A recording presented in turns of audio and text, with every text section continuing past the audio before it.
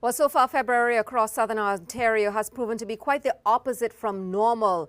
Some of the warmest temperatures so far this month climbing into the teens across many sections across the south. And that warmth is not only confined to southern Ontario. You can see so far for February, coast to coast to coast nationally, with the focus of that warmth really from the prairies into the Great Lakes. And speaking of the Great Lakes, you know, typically they should be on average about 40% ice coverage, but barely 3% when you factor in the total of the 5 Great Lakes.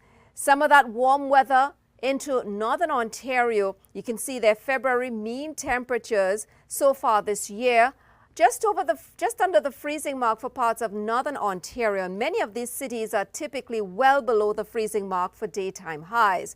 Across the south, we've seen average temperatures above the freezing mark across a wide section of southern Ontario. Now, will this warmth last?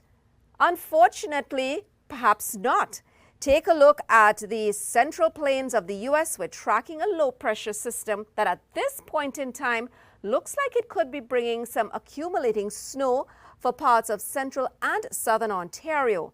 Not only that, it seems as though the mild weather that February started off with might not necessarily last into the coming days.